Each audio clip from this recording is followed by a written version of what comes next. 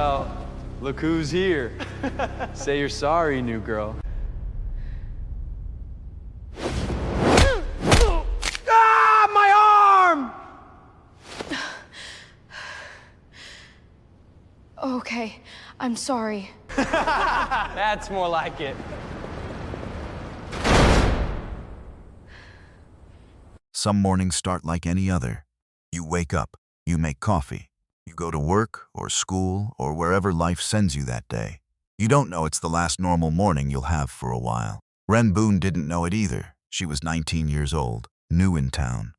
3 weeks into the auto trades program at Marion County Technical College. She wasn't there because she loved engines. She was there because her mother was gone, and this was the only place left standing. 3 weeks earlier, Ren had unloaded her whole life out of the back of her grandfather's truck. 2 duffel bags, a box of her mother's photographs, a record player that hadn't worked since the move. That was everything. That was all that survived the last 2 years. Marion County wasn't home yet. It was just the place she landed after home stopped existing. The technical college sat on the edge of town, low brick buildings and a gravel lot, the kind of school built for people who wanted to work with their hands instead of sit behind a desk all day. Ren liked that about it, liked the smell of motor oil in the hallways. It reminded her of the garage back home, the one place that had never once made her feel unwelcome. She kept to herself the first 2 weeks, ate lunched alone, answered questions in class and nothing more. That's how you survive a new place. You make yourself small until you understand the shape of the room. Small didn't work forever. Not with people like Grady Voss around. He noticed her the second week. Noticed she didn't laugh at his jokes. Noticed she didn't flinch when he leaned over her workbench and told her she was doing the torque specs wrong just to see if she'd argue. She hadn't argued. She just fixed it quietly and moved on. Grady didn't like being ignored. Some boys don't. His father was a city councilman. Everybody knew it. Grady made sure of that. Tuesday morning, Ren carried a toolbox down the back hallway of the shop building. Steel-toed boots on cracked linoleum. Ponytail pulled tight. Eyes down. The way you learn to walk when you're new somewhere and you don't want trouble. Trouble found her anyway, it always does. In stories like this one, 4 of them were waiting by the storage room. Grady stood in front, broad shoulders, Letterman jacket, even though this wasn't a school with football. Just a habit he couldn't drop. New girl, Grady said. You're in my seat in diesel systems. Ren stopped walking. There's no assigned seats, there is now. Behind him, 3 others laughed. The kind of laugh that isn't about anything funny. It's about power, about making somebody feel small enough to fit in your pocket. Ren tried to step around them.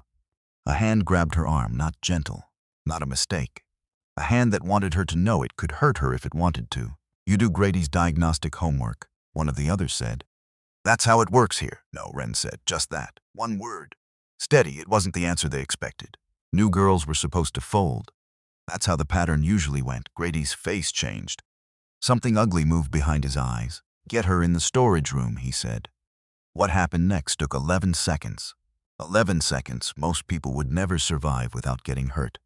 They pulled her backward into the dark little room where the school kept old transmission parts and broken jack stands. Somebody's phone came out, already filming, because that's what happens now. Humiliation isn't complete until it's recorded.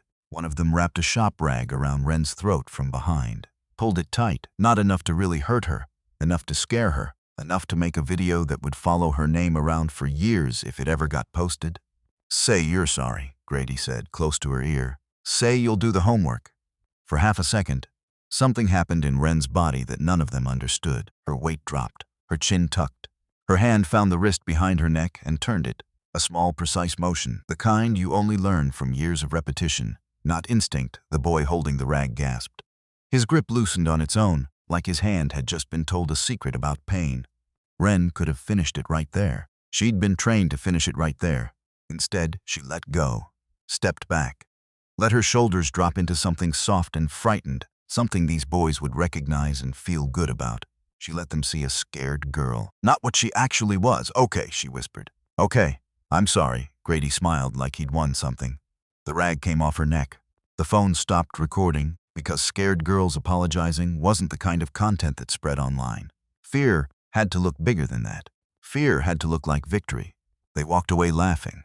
Ren stood alone in the storage room, breathing hard, rubbing her throat. Not from what they did to her, from what she didn't let herself do back. 20 miles away, in a garage that smelled like engine oil and cut grass, a 64-year-old man named Silas Boone was on his back under a 1978 Harley Shovelhead, tightening a bolt that didn't need tightening. People called him Preacher. Had for almost 40 years. Nobody remembered exactly why anymore. Something about the way he talked. Slow, careful, like every sentence had already been thought through twice before it left his mouth. Silas had spent 30 years fixing things. Motorcycles, mostly. Sometimes people, if they let him. His phone rang on the workbench. He didn't like phones ringing during work. Bad news traveled on phones. Good news, people usually told you in person. He wiped his hands on a rag and answered it anyway. "This is Dean Whitfield's office," a voice said. "Calling about your granddaughter." Silas sat up slow. "What happened?" "There was an incident. Some horseplay between students." "Ren is fine. We just wanted you informed." Silas had heard men lie to him before, in briefing rooms, in hospital hallways. In courtrooms, he knew the sound lying made. That word, horseplay, had that sound. "I'll be there in 20 minutes, he said, and hung up before they could talk him out of it. He pulled a leather jacket off a hook by the door. Old thing. Patches faded from 30 years of weather. On the back, stitched in letters that had cracked and been redone twice, it said Iron Wolves. He didn't ride with the club as often anymore. Age does that. Slows a man down, even one who refuses to admit it. But some mornings still call for the jacket. This was one of them. Silas walked through the front doors at 11:40 that morning. Boots first. That's how you'd describe him if you saw him coming. Heavy boots on tile floor, a sound that made office workers look up from their desks. He found the administration wing without asking directions. Man his age. You learn how buildings are laid out just by walking into enough of them. Dean Aaron Whitfield's office had his name on a brass plate, polished enough to catch the light. Whitfield was maybe 50. Soft hands, the kind of man who'd spent his whole career moving from one office to a slightly bigger office, and thought that counted as a journey. "Mr. Boone," Whitfield said, standing. "Please, sit down." Silas didn't sit down. "Where's my granddaughter?" "She's in class. Ren is fine." "I promise you that. Tell me what happened." Whitfield's hands folded together on the desk. A gesture men make when they're about to say less than they know. There was some horseplay in the storage corridor. A misunderstanding between students. "We take these things seriously here." "Horseplay," Silas repeated. "Yes, somebody used that word on the phone too. Funny how it's the same word twice." Whitfield's smile got tighter. "I can assure you, was there a rag around my granddaughter's neck?" The office went quiet. Whitfield hadn't expected the old man to already know that much. Somebody had talked. A student, probably. Word travels fast in a small building. "There was an altercation," Whitfield said carefully. "It's being handled internally." "Handled how?" "We spoke to the students involved." "You spoke to them?" "Yes." Silas leaned forward, both hands flat on the desk. Not threatening, just present. "The way a man stands when he wants you to know he isn't leaving until he gets an actual answer, son," Silas said. "I've buried people I loved. I've fixed engines that should have killed the men driving them. I know the difference between somebody handling a problem and somebody making a problem disappear so it doesn't cost them anything." Whitfield looked down at his desk. "Grady Voss's father sits on the city council," Whitfield said quietly. "He's also on our board of trustees. He funded the new diesel bay we just installed, so that's the math," Silas said. "It's not that simple. It's exactly that simple. You just told me the reason." Whitfield didn't answer. Silas straightened up, looked around the office, the diplomas on the wall, the framed photo of some ribbon-cutting ceremony. The whole careful architecture of a man's small, comfortable life.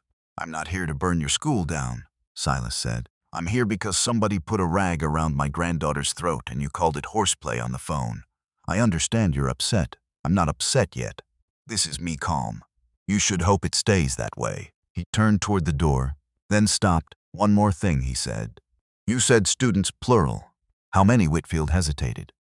"4, and how many were holding my granddaughter down?" "1, and the other 3. They were present." Silas nodded slowly like a man confirming something he already suspected. "Present," he said. "That's a word too." He walked out without waiting for a response. In the parking lot, an old cruiser sat idling near the flagpole. Sheriff Tom Kessler leaned against the hood, arms crossed, watching Silas come down the steps. They'd known each other 20 years, fished the same stretch of river every spring, buried a mutual friend 3 summers back. "Heard there was some trouble," Kessler said.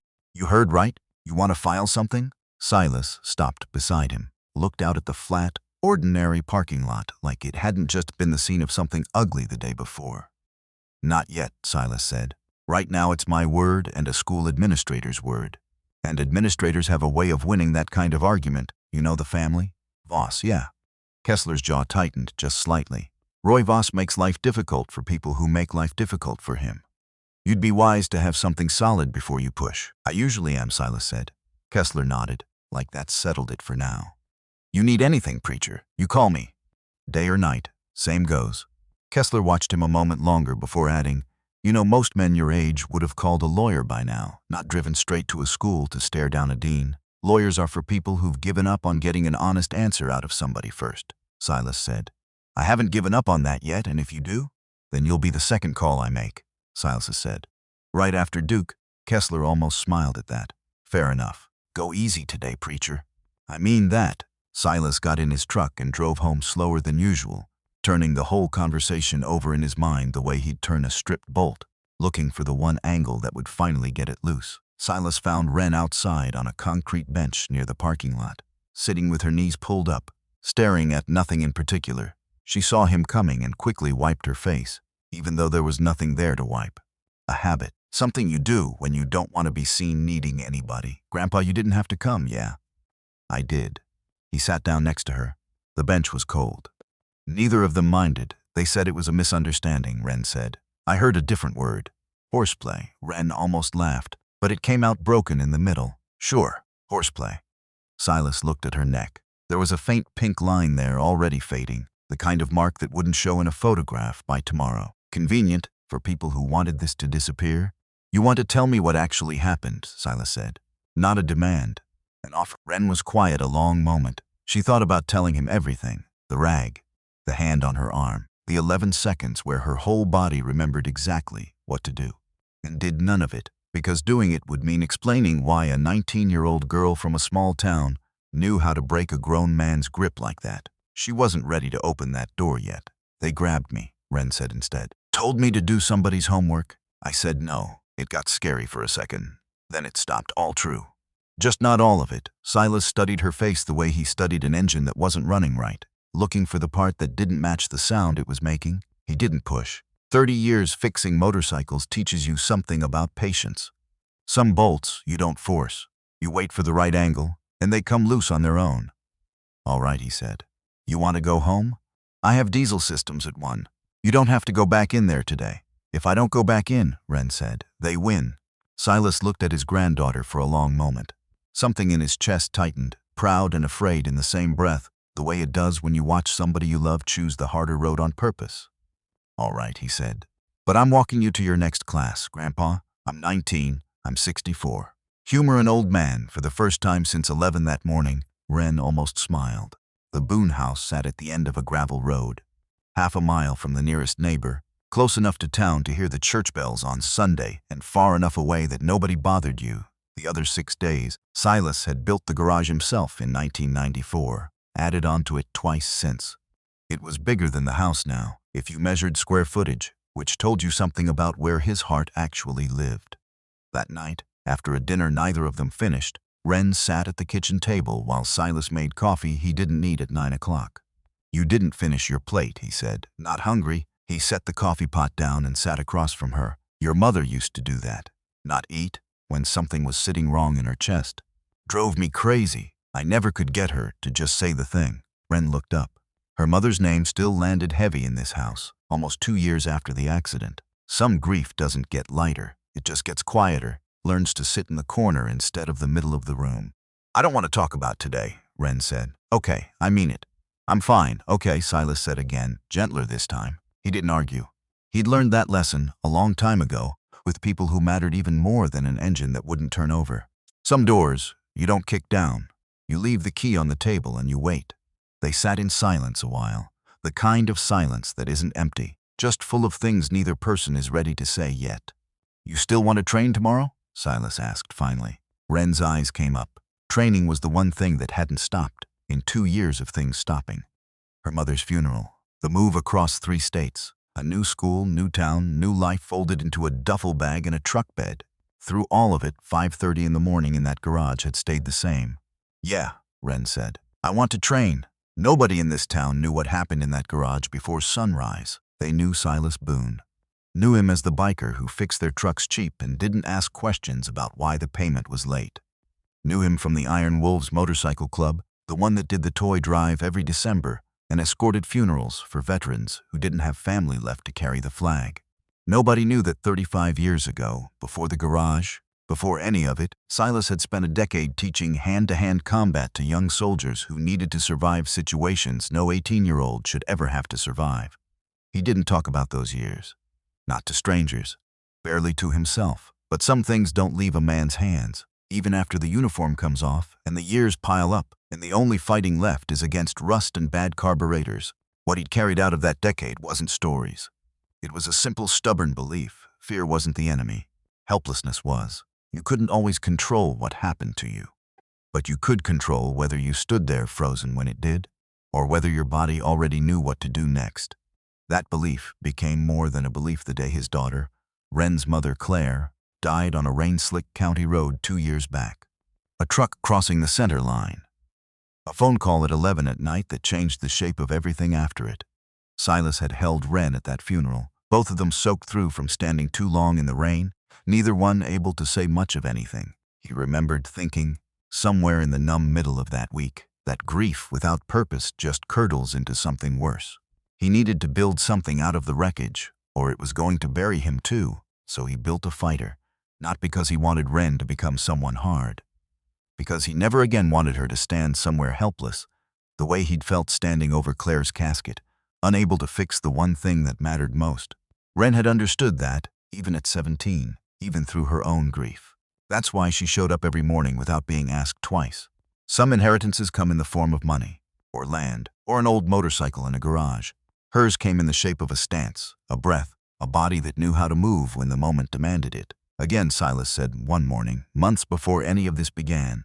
Slower this time. Feel where the weight goes. Ren reset her stance on the old wrestling mat they kept rolled up against the wall except for these mornings. I already know this one, Grandpa. Knowing it and having it live in your bones, that's two different things. She ran the sequence again. A grab from behind, a drop of the hips, a turn of the wrist that looked simple and wasn't. There it is, Silas said quiet. That's the one that saves your life someday. Ren straightened up, breathing hard, sweat on her collar even in the cold morning air. Why do you think I'll need it? She asked. Not for the first time. Silas leaned against the workbench. Old scars on his knuckles, the kind you don't get from turning wrenches. Because the world doesn't ask permission before it gets ugly, he said, and I'd rather you have something in your hands. Besides fear when it does. He didn't say the rest of it. The part where he was 64 years old and wouldn't be around forever to stand between his granddaughter and whatever came next. He didn't have to say it. She already understood. Later that same week, before any of the worst of it began, Ren had asked him something she'd been turning over for a while. Do you ever regret teaching me all this? She said, toweling sweat off her neck after a morning session. Sometimes I think about how different my life would be if you'd just taught me to fix carburetors and left it at that.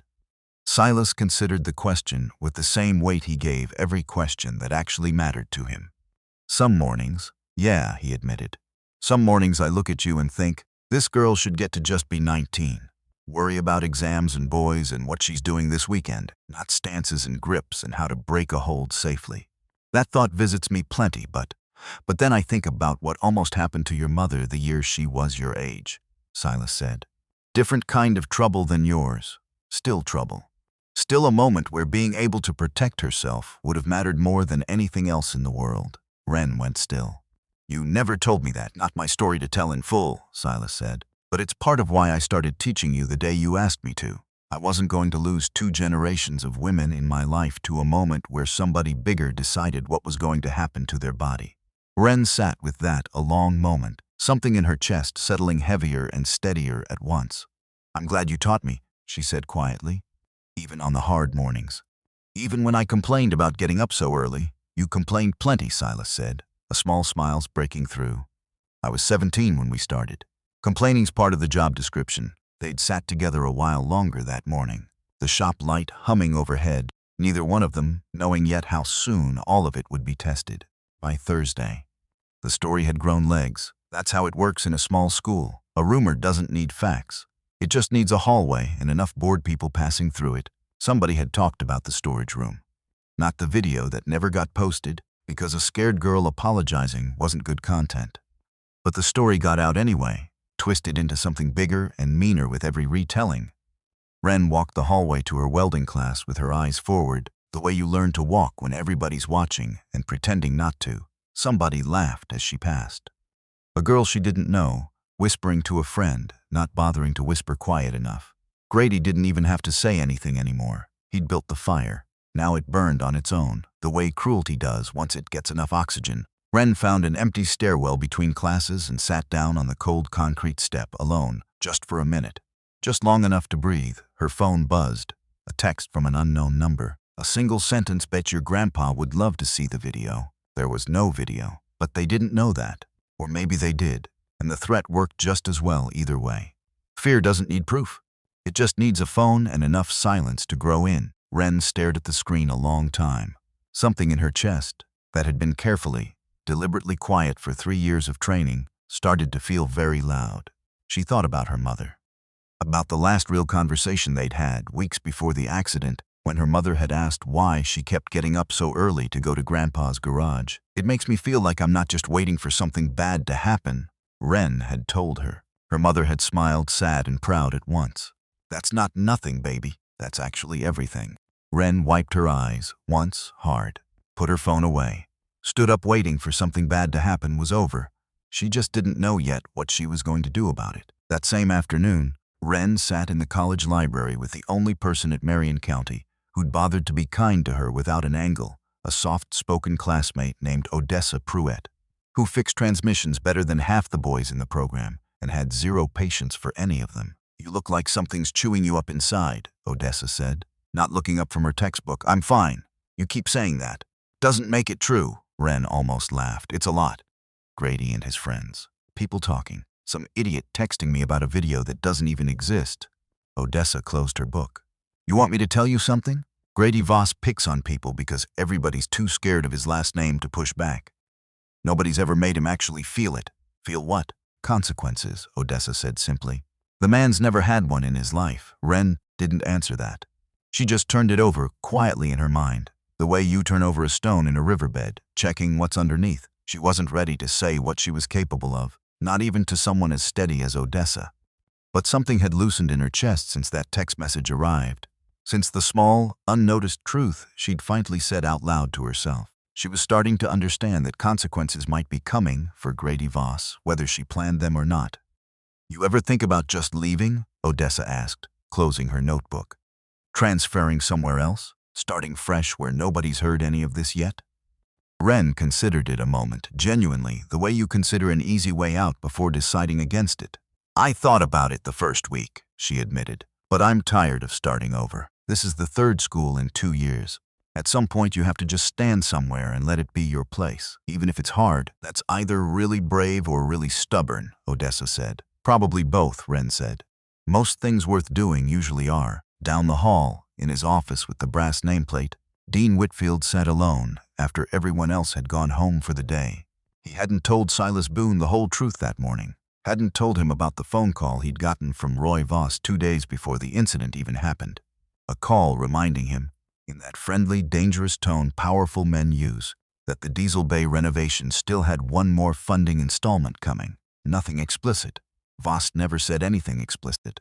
Just enough of a reminder to make a tired Dean look the other way a little longer than he should have. Whitfield rubbed his eyes. He'd taken this job to help kids build a future with their hands, back when the mission had still felt clean and simple. Somewhere along the way, funding and politics had gotten tangled up with everything else, until he barely recognized the shape of his own conscience some days. He thought about the old biker's voice in his office that morning, steady, unimpressed by any of Whitfield's careful language. "I know the difference between somebody handling a problem and somebody making a problem disappear." Whitfield sat with that a long time after the building had gone quiet around him. He didn't have an answer yet, but the question wasn't going away. Friday night, the Iron Wolves met at their clubhouse on the edge of town, an old feed store converted 40 years ago into something between a garage, a bar, and a living room for men who didn't always have somewhere else to be. Silas came in later than usual, still carrying the tightness in his jaw from the week. Walt, Duke, Renner was already at the bar, nursing a beer he'd been nursing for an hour. The way men do when the point isn't the drink. Duke had ridden with Silas for over 30 years. 2 divorces between them, 1 funeral for a wife, and enough miles on the road to circle the country a dozen times. Some friendships don't need much explaining. They just need time. "You look like a man carrying something," Duke said. Silas sat down heavy on the stool next to him. "Some kids grabbed Ren at school. Put a rag around her neck. School's calling it horseplay." Duke's face went hard and quiet. He had granddaughters of his own. You know who, Voss's boy. Grady. Duke went still for a second. Something crossed his face, recognition, maybe, or memory trying to surface from somewhere deep and old. "Voss," Duke said slowly, as in Rovas. "City Council, that's the one." Duke set his beer down. "Silas, you remember the community gym program, back when the county still funded it? Free classes for kids whose parents couldn't afford the private dojo in the city." Silas frowned. "That was, what, 12, 13 years back?" 13. "You ran it 2 summers before your knees gave out, and you handed it to somebody else." "I remember." "You remember a scrawny kid, 6, maybe 7 years old, cried the first week because the other boys were faster than him. You worked with him after class every day till he could hold his own." Something in Silas's chest went cold and slow, the way it does when a memory you'd filed away quietly starts pulling itself back out into the light. "What are you telling me, Duke?" Duke pulled out his phone, scrolled a minute, turned the screen around. An old photo. Faded, low resolution, the kind phones took over a decade ago. A summer day at the county gym. A younger Silas kneeling next to a small boy in an oversized G. Both of them grinning at the camera. Silas took the phone, stared at the photo a long moment. The boy's face, 13 years younger and 13 years softer, was unmistakable once you knew to look. "That's Grady," Silas said quietly. "That's Grady," Duke confirmed. "Roy Voss's boy. You taught that kid how to stand up for himself before he even started grade school." Silas set the phone down on the bar, slow, like it had gotten heavier in his hand. For a long moment he didn't say anything. 13 years ago, he'd knelt beside a frightened boy and told him the same thing he'd tell Ren years later. That fear doesn't make you weak. It just means something matters enough to be scared of losing it. That boy had grown up into someone who put a rag around a girl's throat for saying no. Somewhere between that gym and that storage room, something had gone very wrong. And Silas couldn't shake the feeling that whatever had gone wrong wasn't really about the boy at all. Boys don't become that on their own. Somebody teaches them, same as Silas had once taught Grady something better. "You all right?" Duke asked. "I think," Silas said slowly, "there's more to this than a bad kid acting out. I think there's a father in this somewhere who taught his son that power is the only language worth speaking. So what do you do about it?" Silas looked toward the door, out past it into the dark, in the direction of the gravel road that led home to his granddaughter. "Same thing I've always done," he said. "Fix what I can, protect what matters, and wait for the right moment to turn the wrench." Around them, the clubhouse carried on the way it always did on a Friday night. A dozen other iron wolves scattered around the room, men in their 50s, 60s, a few pushing 80, all of them carrying the same quiet weight of years behind their eyes. This wasn't a gang, never had been. It was closer to a church that met in a garage instead of a chapel. Men who'd learned the hard way that brotherhood keeps you upright when nothing else will. They'd buried 3 members in the last decade, raised money for a 4th one's medical bills the year his insurance ran out. Rode 200 miles once, all of them together, just to stand outside a courthouse in a show of quiet support for a member's daughter going through something ugly in family court. That was the club, not the leather, not the motorcycles. "The showing up, you going to tell the girl any of this?" Duke asked. "About Grady." Silas considered it a long moment. "Not yet," he said. "She's got enough weighing on her right now. This is mine to carry until I understand it better. And Voss? You think he knows his boy ever set foot in that gym?" "I don't know what Roy Voss remembers," Silas said. "Man like that, I doubt he was ever the one dropping his kid off. Probably had somebody else do it. Then who taught the boy to turn into what he is now?" Silas didn't have an answer to that one yet. But it was the question that was going to matter most, before this whole thing was over. He finished his coffee black, no sugar. He hadn't touched a drink in 15 years. But he still sat at that bar most Fridays, because the seat next to Duke was where he did his best thinking. "I appreciate you telling me," Silas said, standing to leave. "About the photo. About the gym. You would have found it eventually," Duke said. "Things like this always surface. Just a matter of when." Silas clapped a hand on his old friend's shoulder. and headed out into the cold parking lot toward his truck. He drove home slow, the old photograph still sitting behind his eyes. A small boy in an oversized G grinning up at a younger version of himself. 13 years before that same boy grew into someone capable of putting a rag around a girl's throat. Somewhere between that photo and this week, a story had gone wrong. Silas Boone intended to find out exactly where. Back home, Wren stood alone in the garage after midnight, unable to sleep. She pulled the old porch light on, just enough glow to see by, and unrolled the mat from where it sat against the wall. No music, no grandfather standing beside her, correcting her stance. Just her, and the memory of every morning that had brought her here. She ran the sequence once, slow. The grab, the drop, the turn, then again, faster. Then again, faster still. Until her body wasn't thinking anymore, just moving the way 3 years of 5:30 mornings had taught it to move. She thought about the storage room. About the version of herself that had stepped back, gone soft, said, "Okay, I'm sorry," to keep a secret that had already cost her more than she wanted to admit. She thought about the unknown number. The threat about a video that didn't exist but might as well have. She thought about her mother's voice. "That's not nothing, baby. That's actually everything." Wren stopped in the middle of the mat, breathing hard, sweat cooling on her neck in the cold garage air. Something had shifted in her this week. Quiet, but real. The kind of shift you don't announce. You just feel it settle into your spine and know it's not going away. She wasn't going to hide what she was anymore. Not because she wanted a fight. Because she was done being afraid of one. Monday morning, back at school, 3 students happened to be walking past the outdoor equipment yard when Grady's friend Cody grabbed Wren's bag off her shoulder as a joke. The kind of joke that isn't a joke, just cruelty wearing a smaller costume. Wren turned, didn't think, didn't decide. Her body simply remembered what 3 years and 5:30 mornings had built into it. Her hand caught his wrist mid-motion, a small twist. Nothing dramatic. Nothing that would look like violence on a phone camera. But Cody dropped the bag immediately, gasping, stumbling back a step, shock written plain across his face. "What the hell?" he said. "How'd you do that?" Wren picked up her bag off the ground, slung it back over her shoulder, didn't answer. The 3 students who'd seen it exchanged a look, a quiet, uneasy look. The kind that says something about that girl is not what we thought it was. Word doesn't travel as fast as cruelty does, in a school like this one, but it travels. By Monday afternoon, a small, strange rumor had started making its way through Marion County Technical College. Quieter than the one about the storage room, but somehow more unsettling to the people who heard it. Don't mess with the new girl. There's something off about her. She moved like she's done this before. Grady heard the rumor secondhand, at lunch, from somebody who wasn't even sure it was true. He laughed it off in front of his friends. But that night, alone in his room, staring at his phone, he found himself thinking about it longer than he wanted to admit. Something about a scared girl in a storage room didn't line up anymore with a girl who could disarm somebody in half a second without even trying. He didn't know it yet, but the ground under his whole comfortable, careless life had just quietly started to shift.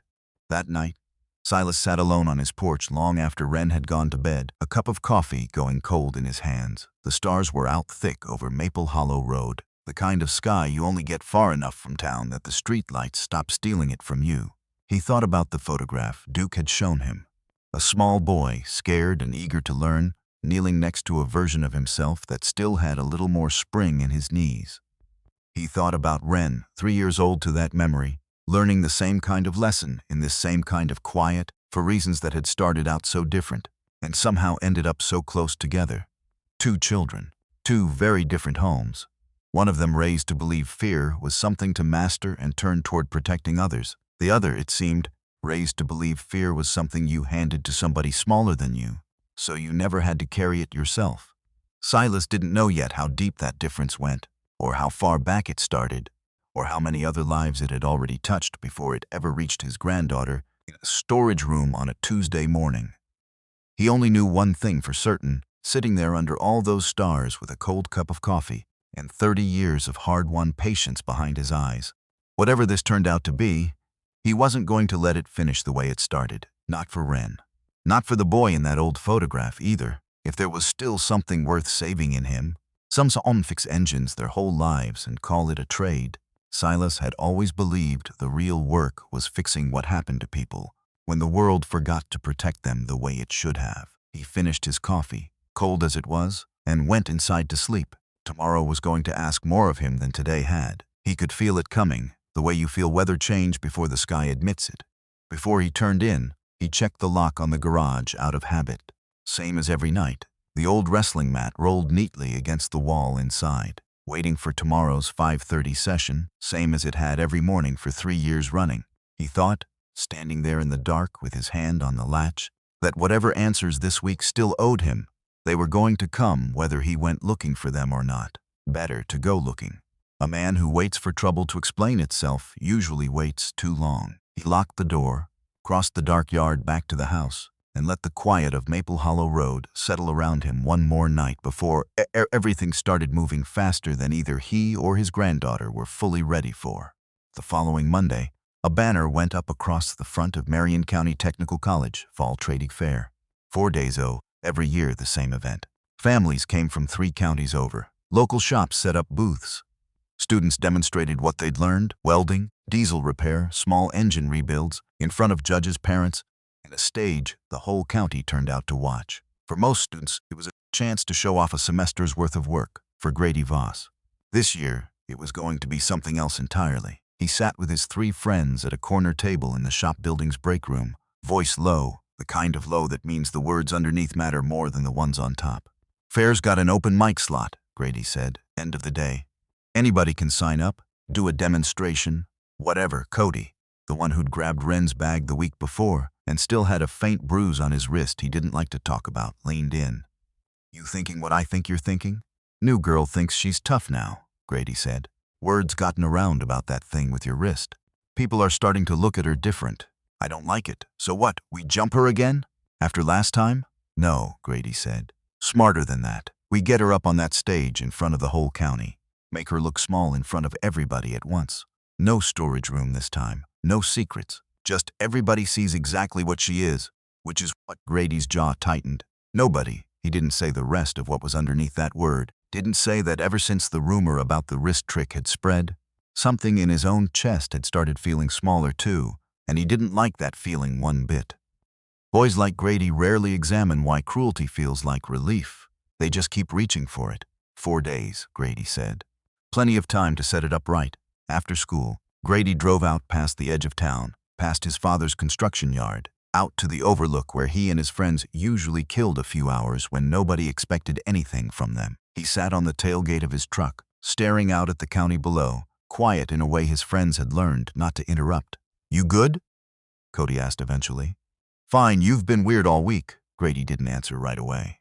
He was thinking about the rumor, the wrist trick, the way 3 witnesses had gone quiet and strange after seeing it, the way something about that girl didn't add up to the story he'd built in his head about her. He didn't like things that didn't add up. His whole life had been built on things adding up exactly the way he expected them to. Money adding up to comfort, his last name adding up to safety, trouble adding up to somebody else's problem, never his own. A scared new girl who turned out to be something else entirely didn't fit anywhere in that math. "You ever feel like your whole life is something somebody else built for you?" Grady asked. Out of nowhere, staring at the horizon, Cody blinked, caught off guard. "What?" "Nothing." Forget it, he didn't bring it up again. Didn't know how to say the rest of it. That some nights, alone in his room, he felt like a stranger wearing his own name, performing a version of confidence that had nothing underneath it holding it up. He drove home before dark, the plan for the fair still sitting unfinished in his mind, restless in a way he couldn't name. Ren heard about the trade fair the same way everyone else did. A banner, an announcement, a countdown taped to the wall of the main hallway, with a marker crossing off each day as it passed. 4 days. She didn't think much of it at first. Just another school event, the kind she'd have gladly skipped if it were optional. It wasn't optional. Attendance was mandatory for anyone in a trade program. That meant Grady would be there. That meant she would be there. That meant 4 more days of walking hallways that had gotten a little colder toward her since the incident with the wrist. That evening, she mentioned it to Silas over dinner, mostly as an afterthought. "Trade fair's this Friday," she said. "Whole county shows up, apparently." Silas looked up from his plate. Something moved behind his eyes, memory maybe, or calculation. He'd lived in this county his whole life. He knew exactly what kind of event drew every family, every politician, every person with something to prove into one gymnasium at once. "Roy Voss going to be there?" he asked. "I don't know. Probably. His son goes to my school." He'll be there, Silas said quietly. Man like that doesn't miss a stage with his name attached to it. Wren studied her grandfather's face. Something had changed in him since Friday night, since he'd come home from the clubhouse quieter than usual, carrying a weight he hadn't explained yet. You've been different since Friday, she said. You still haven't told me why. Silas set down his fork. There's something I'm working through, he said, not ready to lay it all out yet. When I understand it fully, you'll be the first to know. That another one of your patience lessons? A small, tired smile crossed his face. Maybe it is. At school Tuesday, Wren found Odessa in the library again, the countdown banner visible through the window behind her. 3 days now, instead of 4. You signing up for anything at the fair? Odessa asked, not looking up from the transmission diagram she was sketching. Didn't plan to. Why? There's an open mic thing. Demonstrations, whatever. Half the shop kids do it for extra credit. Wren frowned slightly. Grady's group been talking about it. Kept getting quiet whenever I walked by their table. Odessa set her pencil down, studying her friend's face. You think they're planning something? I don't know. Maybe I'm just paranoid after last week. You're not paranoid, Odessa said flatly. Boys like Grady don't let things go, especially not after getting embarrassed in front of witnesses. That's the one thing his kind can't stand, looking small in front of an audience. Wren thought about that, turning it over slowly. If they try something at the fair, she said, it won't be like the storage room. Too many people around. Too many parents, teachers, cameras. Which means whatever they plan, Odessa said, it'll be designed to look like nothing to anybody watching and feel like everything to you. Wren looked up sharply, something in that sentence landing harder than she expected. Whatever they're planning, Odessa said, closing her notebook, you're not walking into that fair alone. I'll be right there in the crowd. Wren managed a small, grateful smile. Thanks. That actually helps more than you know. That's what people are supposed to do for each other, Odessa said simply, standing to head to her next class. Shocking concept around here, I know. She paused at the door, turning back. For what it's worth, Odessa added, whatever they're planning, you don't have to prove anything to anybody in that crowd, not even to me. You just have to walk out of there still standing, however that ends up looking. That's not much of a bar to clear, Wren said. It's the only bar that actually matters, Odessa said. Everything else is just noise people convince themselves is important.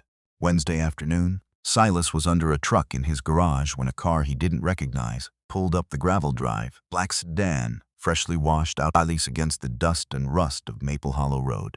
He slid out from under the truck, wiped his hands, and watched Roy Voss step out of the driver's seat, dressed the way men dress when they want a conversation to feel like a business meeting instead of what it actually is. Silas had seen Roy Voss around town for years. City council meetings, ribbon cuttings, the occasional charity dinner Silas got dragged to by the club for one cause or another.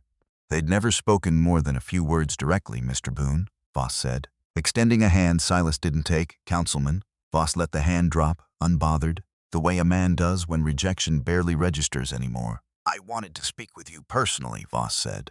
About the incident at the school. I understand there was some confusion. Wasn't confusion. Your boy and his friends put a rag around my granddaughter's neck. Voss's expression didn't shift. Practiced stillness, the kind politicians learn early. Boys that age make mistakes, Voss said. I've spoken to Grady. He understands the seriousness of it. Has he apologized to Wren? I think it's best these things get resolved quietly, without escalation, without lawyers, without headlines, without anything that follows either of our families around for years. Silas leaned against the truck's fender, arms crossed. You didn't drive all the way out here to talk about apologies, Councilman. Say what you actually came to say. Voss's smile thinned just slightly, the mask slipping a fraction. I've heard you've been asking questions, Voss said. About my son, about old programs at the county gym. Silas kept his face still. So word had already traveled that far. That surprise you? Silas asked. Small county. People talk. I'd hate for old history to get mixed up with a school squabble, Voss said. Wouldn't help your granddaughter's case. Wouldn't help anybody. There it was. Not a threat, not exactly. Just enough weight behind the words to feel like one. The way men like Voss always managed to make pressure sound like friendly advice. Silas straightened up slow, closing the distance by half a step.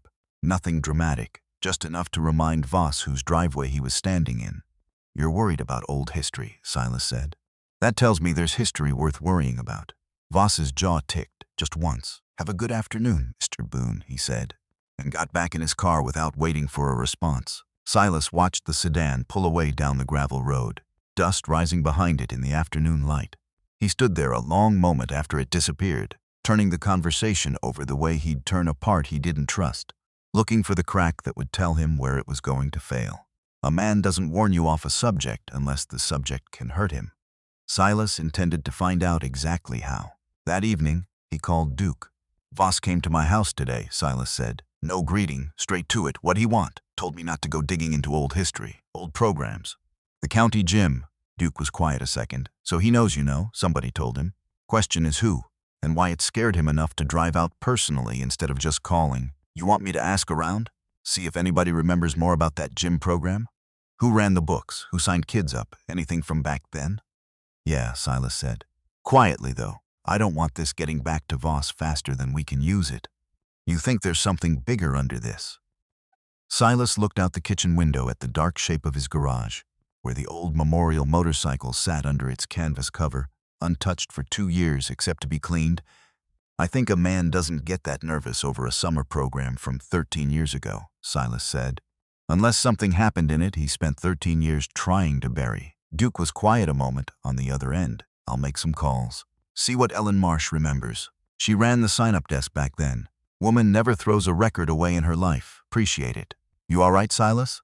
Silas thought about the question longer than it probably needed. "I will be," he said, "once I understand what I'm actually standing in front of." The next afternoon, Silas drove into town and stopped by the sheriff's office, more out of habit than any real plan. Kessler was at his desk, boots up, going through paperwork he clearly didn't want to be doing. "You look like a man with something on his mind," Kessler said, not looking up. "Voss came by my place yesterday. Told me to stop asking questions about old history." Kessler set his pen down slow. "What kind of old history?" "County gym program. 13 years back. I taught self-defense there 2 summers. I remember that program," Kessler said. "My cousin's kid went through it. Good thing, while it lasted. Budget cuts killed it eventually. You remember anything unusual from back then? Any incidents?" Kessler thought a moment, then shook his head slowly. "Not that I recall directly." "Why?" "Because Voss drove out to my house personally to warn me off it. Man like that doesn't waste an afternoon on nothing." Kessler leaned back in his chair, studying his old friend. "You think there's something buried in that program worth him being scared of?" "I think I'm about to find out," Silas said. "And when I do, I may need you to make it official, not just something I know. Something the county has to answer for." Kessler nodded slowly. "You find something solid, you bring it to me first. Not to a news camera, not to some lawyer looking for a payday. To me.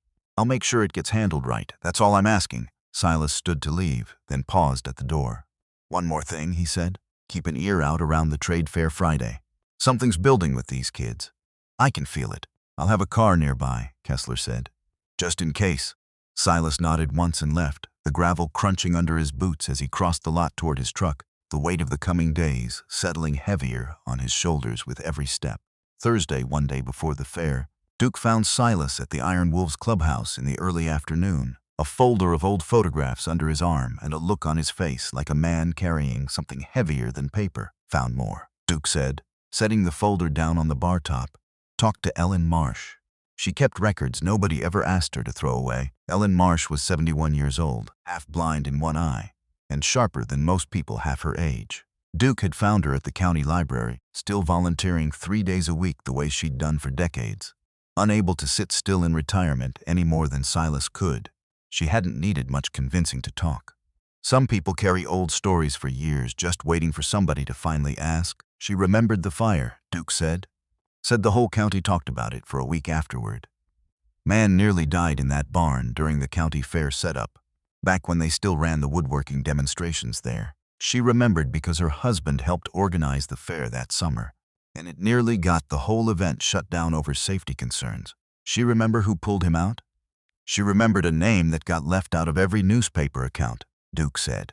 Said the paper credited the volunteer fire department that arrived after the fact.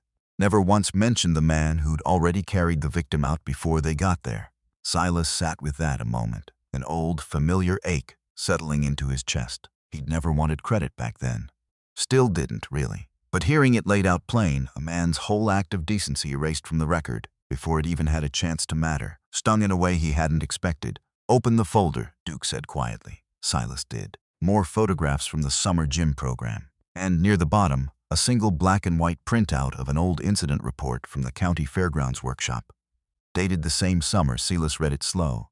His face changed halfway through. "Duke," he said, "this is the machine shop fire. The one from that old barn. Read the names at the bottom. Silas did worker injured. Roy Voss, age 31, minor burns, smoke inhalation. Rescued by Silas Boone, volunteer instructor off duty." Silas sat down heavy on the stool by the bar. He remembered that day. Had thought about it maybe twice in 13 years, filed away the way you file away any ordinary act of decency that didn't feel like it deserved remembering. A generator had caught fire in the old barn during setup for the county fair. Roy Voss, then just a younger man working the family's construction booth, had gone back in for a toolbox he didn't need, gotten trapped behind a collapsed shelf, and would have died in that smoke if Silas hadn't been walking past and heard him coughing. Silas had pulled him out. Burned his own forearm doing it. Never thought twice about telling anyone. "Because that's not what you did it for. I remember pulling a man out of that barn," Silas said slowly. "I never knew it was him. Different last name back then, before he married into the Voss family business and took the name for the political weight it carried." "That's the piece," Duke said. "You saved that man's life before he was anybody. Before the money, before the council seat, before any of it. And somewhere along the way, he buried that story so deep even his own son never heard about the man who taught him to be brave in that gym the same summer his father almost died." Silas stared at the old report a long time. "That's why he's scared of the past," Silas said quietly. "Not because of what happened to Grady in that gym. Because of what happened to him. A man built his whole reputation on being untouchable, and buried under it is the one summer he almost wasn't. Debt like that," Duke said, "man like Voss, it eats at a person. Easier to bury it than to owe somebody something he can't repay with money." Silas closed the folder slowly. "I didn't save that man's life so he'd owe me anything," he said. "I did it because it was the only decent thing to do. But if he spent 13 years running from that debt instead of honoring it, that tells you everything about the kind of father he's been to that boy." "You going to use this?" Silas thought about it a long moment. "Not as a weapon," he said finally. "Voss doesn't get to buy his way out of what his son did by me holding his old debt over his head. But somebody in that family needs to hear the truth of where courage actually comes from.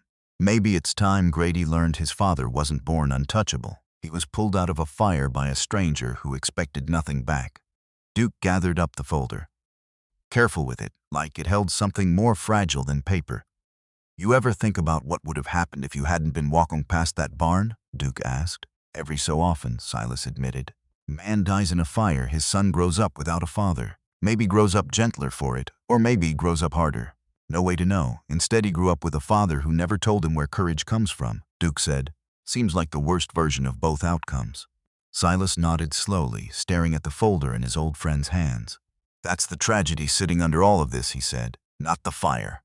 Not even the rag around Wren's neck, as much as that one costs me sleep. It's a father who had the chance to teach his son what he owed the world, and chose silence instead. Silence always costs somebody down the line. Just usually not the person who chose it." Duke leaned against the bar, watching his old friend a long moment. "You ever think about what you'd have done different," Duke asked, "if it had been your own boy instead of hers?" "I never had a son," Silas said, "just Claire. And I taught her the same things I taught Wren. Different times, same lesson, and if you'd had a boy?" Silas considered it, turning the question over, slow the way he turned over everything that actually mattered. "I'd like to think I'd have taught him the same thing," he said. "That strength isn't about what you can make somebody else feel. It's about what you're willing to carry so somebody else doesn't have to." Voss never learned that lesson. "No," Silas agreed. "And now his boy's out there without it either, same as he was 13 years ago in that gym, except now he's old enough for the stakes to actually hurt somebody." Duke was quiet a moment, the clubhouse humming low around them, a couple of the younger members playing cards near the back, a radio murmuring something about weather for the weekend. "You scared of what tomorrow brings?" Duke asked finally. Silas looked at his old friend, 30 years of shared road between them, and answered the way he always did when the question actually mattered. "Every worthwhile thing I've ever done, I was scared going into it," he said. "Fear's not the problem. Standing still because of it, that's the problem. Tomorrow we don't stand still." Duke nodded slowly, raising what was left of his coffee in something like a toast. "To not standing still then. To not standing still." That same evening, Dean Whitfield sat alone in his office long after everyone else had gone home, a folder of a different kind open in front of him. He hadn't told Silas the whole truth the week before. The pressure from Roy Voss was still sitting on him, the same quiet reminder about funding that had made him look away from the storage room in the first place, and it hadn't gotten any easier to carry since. Nothing explicit. Voss never said anything explicit, just enough of a reminder to make a tired Dean look the other way a little longer than he should have. Whitfield pulled the security footage from the storage room out of the drawer where it had sat, unreviewed, since the day it happened. He watched it, alone, door locked, watched the rag, watched Wren's hands move faster than anyone should have expected, watched her step back afterward, clearly choosing, not to finish what her body was fully capable of finishing, watched Grady's face, close to her ear, saying words the audio barely caught, ugly words about her being sorry, about doing his homework. Whitfield sat back in his chair, hands trembling slightly. He didn't delete the footage. He didn't send it anywhere yet either, but he saved a copy onto a drive he kept at home, separate from the school system entirely. The first quiet act of a conscience finally starting to wake back up. He thought about his own daughter, grown now, out of state, a teacher herself. He thought about what she'd say if she ever learned her father had watched a video like this and done nothing with it for a week. That thought sat heavier than anything Roy Voss had ever said to him. He locked the drive in his desk, told himself he'd decide what to do with it soon. Soon turned out to be sooner than he expected. Silas worked late in his own garage that night, preparing the memorial motorcycle for a ride the following weekend, a yearly tradition where the Iron Wolves escorted a procession honoring veterans and lost members of the community. The bike had belonged to Claire, Wren's mother, before the accident. Silas kept it running not out of sentiment alone, but because some machines carry a person's memory better than any photograph could. Wren came out to the porch around 9, quiet, watching him through the open garage door. "You still riding her in the procession next weekend?" she asked. "Every year," Silas said. "Long as I've got hands that can hold handlebars, I will." She came and sat on the porch step, and after a moment, Silas set down his rag and joined her there, the night settling cool and clear around them. "I miss her," Wren said quietly. "Every day," Silas said. "Doesn't get smaller. You just get bigger around it." They sat together a long moment in comfortable silence, the kind two people share when grief has finally settled into something less sharp, something you can hold instead of something that holds you. "Tomorrow's the fair," Wren said finally. "I know, you worried?" Silas looked at his granddaughter steady. "I've learned something this week," he said, "about debts, about fathers who bury what scares them instead of facing it. Grady Voss is walking into that fair tomorrow carrying more history than he understands. Same as you are. What do I do if he tries something?" Silas considered the question a long moment, the same patient consideration he gave every question that actually mattered. "You do what your training taught you," he said. "Not revenge, not showing off. Just protect what needs protecting and let the truth do the rest of the work." "Can I ask you something else?" Wren said. "Always do you think Grady's a bad person? Or just somebody who never had anybody teach him better?" Silas thought about the photograph Duke had shown him. The small boy in the oversized gi, grinning up at a version of himself 13 years younger. "I think there's a difference," he said, "between people who do wrong because something wrong was done to them first, and people who just enjoy the doing. One of those things can still be turned around. The other one usually can't. Which one's Grady?" "I don't know yet," Silas admitted. "Tomorrow might tell us." Wren was quiet a moment, looking out at the dark tree line beyond the yard. "Can I tell you something I haven't said out loud yet?" she asked. "Always, part of me is scared that if I ever really let go tomorrow, really show what I can do without holding back, people are going to look at me different. Not just Grady's friends. Everybody. Like I'm something to be careful around instead of somebody they know." Silas thought about that a long moment before answering, the way he thought about anything that actually mattered. "Some people might," he admitted. "Small towns are funny that way. They love a story until the story gets too big for their comfort. But the people worth keeping around, the Odessas of this world, the Dukes, they're not going to see you different. They're going to see you clearer. There's a difference." "How do you know the difference?" "Because I've lived both sides of it," Silas said.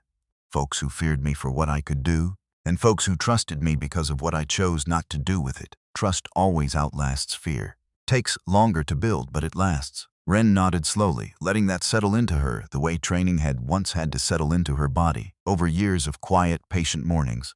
Whatever happened tomorrow, Silas says. You remember one thing for me? What's that? You were never nobody. Not before any of this, and not after. Whatever that boy or his friends try to make you feel on that stage, that's not the truth of you. It's just noise somebody's throwing at the truth of you, hoping it sticks. Neither of them slept easily that night, both of them lying awake in different rooms of the same quiet house, thinking about the same gravel road that would carry them into town tomorrow, toward a stage neither one had built, but both would have to stand on before the day was through. Just after midnight, while Silas finally drifted into a thin, uneasy sleep, headlights swept briefly across the ceiling of his bedroom and vanished. He didn't wake for it. Not right away. It was the sound 20 minutes later, the specific, unmistakable crash of metal against concrete that brought him upright in bed, heart hammering, 30-year-old instincts firing before his mind had even finished catching up. He grabbed a flashlight and moved fast for a man his age, out the back door, across the yard, toward the garage where the side door hung open, splintered at the frame. Inside, the memorial motorcycle lay on its side, the mirror shattered, the tank dented deep on one side, the paint scraped down to bare metal in a long, deliberate gouge. The seat, Claire's seat, worn soft by her hands, sliced open, stuffing spilling out onto the concrete floor. Silas stood frozen in the doorway a long moment, flashlight beam shaking slightly in his grip, something in his chest cracking open in a way 13 years of hard living hadn't managed to do. Wren appeared behind him, barefoot, breathless, having heard the crash from her room. "Grandpa," she stopped in the doorway, seeing what he saw. For a moment neither of them said anything at all. "Who would do this?" Wren finally whispered. Silas knelt slowly beside the wreckage, running a careful hand along the dented tank, the way you'd touch a wound on someone you loved. "I have a guess," he said quietly, "but I intend to know for certain before I say a name out loud." He thought of Roy Voss's visit 2 days before.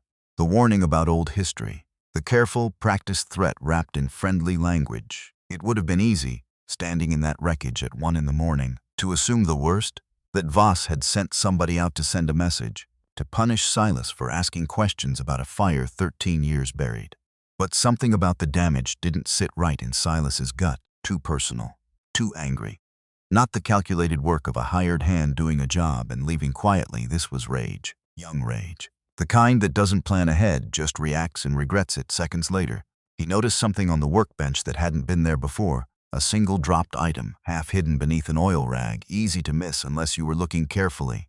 A class ring, Marion County Technical College, engraved with initials on the inside band G. Silas stood there a long moment, staring at the ring in his palm, the truth settling into him slow and heavy, more complicated than the simple villain story he'd almost believed 20 seconds earlier. Not Roy Voss, Grady. Wren came to stand beside him, saw the ring in his hand, understood immediately what it meant. "He did this," she said quietly. "Not really a question." "Looks that way," Silas said. "Why would he?" "Because something's eating at that boy," Silas said slowly, working it through even as he spoke it. "Same way it ate at his father 13 years ago. Fear doesn't just disappear because you bury it. It comes out sideways, ugly." Aimed at whatever's closest, he set the ring down carefully on the workbench, next to the wreckage of a motorcycle that had carried more memory than metal. "Tomorrow," Silas said, "that boy walks into the fair carrying 2 things he doesn't understand yet. A father's buried debt, and a guilt he doesn't know how to hold. What are we going to do?" Silas looked at his granddaughter, steady despite the wreckage around them, despite the late hour. "Tomorrow," he said, "we let the truth walk out onto that stage, whether anybody invited it or not. Yours, his father's, all of it, 2 miles across town, in a bedroom that looked more like a hotel suite than a teenager's room." Grady sat on the edge of his bed, staring at his bare right hand. He kept turning it over, like the absence of his class ring might disappear if he looked at it hard enough. He didn't remember driving out to Maple Hollow Road with a plan. That was the part that scared him most, replaying it now in the dark. There hadn't been a plan, just a boiling, wordless anger that had built all week, ever since the rumor about the wrist trick started making him feel small in front of his own friends, and he hadn't known what to do with that feeling except point it at something. He remembered breaking the garage door, remembered the old motorcycle sitting there under its cover, and some ugly, thoughtless part of him deciding that hurting something Silas Boone loved would even the score somehow, would make the smallness go away. It hadn't worked. If anything, standing over that wrecked motorcycle in the dark, he'd felt smaller than he had all week, sick with something he didn't have a name for yet. He thought about calling his father. decided against it fast. His father's answer to problems was always the same: money, pressure, a phone call to somebody who owed him a favor. Grady had watched that pattern his whole life and had never once seen his father sit with a mistake long enough to actually feel bad about it. Grady sat with his for the first time that night, alone, and found he didn't like the taste of it at all. He didn't sleep either. He kept thinking back to a memory he hadn't visited in years, maybe 10 years old, asking his father about a faint scar on his forearm, the one his father always brushed off with a joke and a change of subject. He'd never once heard the real story. Not once in 13 years. Not even a version softened for a child's ears. He thought about every lesson his father had ever actually taught him, stripped now of the polish he'd always assumed covered something solid underneath. Handle it. Make it disappear. Never let anybody see the crack. He'd built his whole identity on those lessons without ever once questioning where they came from, or what they'd cost the people underneath them.